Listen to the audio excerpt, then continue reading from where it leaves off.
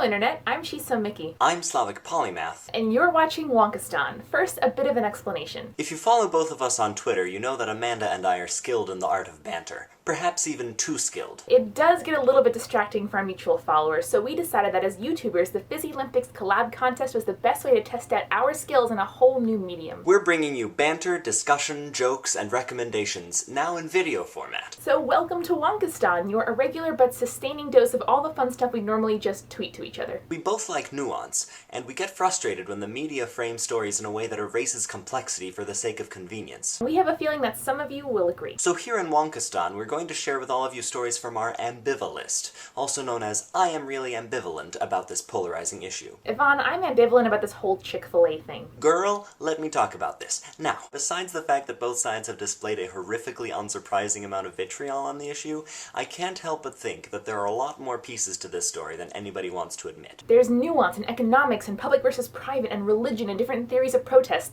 I think it's Wonkistan territory. Right. So first of all, Christians who are choosing to support the restaurant fail to recognize some of the nuances of the situation.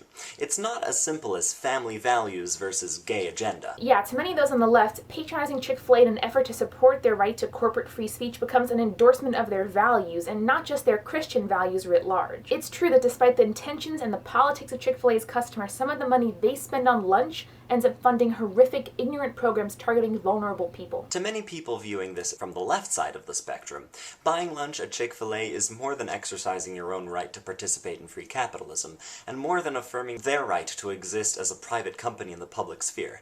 It's an endorsement of a shady conspiracy to fight LGBT equality at all costs. And there are some very Christian arguments to be made in favor of that skepticism. And yet, statements from representatives of the city governments of Chicago and Boston set a truly dangerous precedent for religious freedom.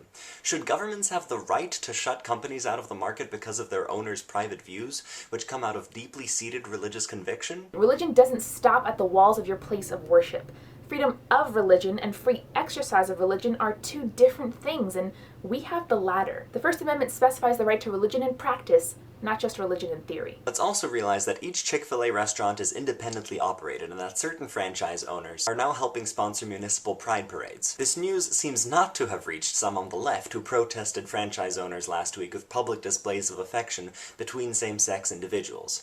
That plan feels more to us like an act of bullying than a way to protest questionable corporate donations. Neither of us is anti-kissing, but if you want to make a point, make it through reasonable, respectful conversation, not through exploiting other people's discomfort and fear. Those of us working for greater equality for people of all sexualities and genders, including but not limited to same-sex marriage, have to work to deconstruct stereotypes, not exploit them for our own benefit. Anyway, Amanda and I are both vegan right now, and we're skeptical about the ethics of deep-fried, factory-farmed nonsense, regardless of its corporation's sexual politics. Doesn't that dose of ambivalence taste great, y'all? I'd probably call it decent.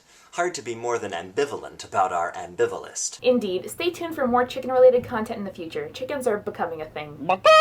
Well, that's all, folks. We hope you've enjoyed your visit to Wonkistan. Can we call you Wonkistanis? Yvonne, is that problematic?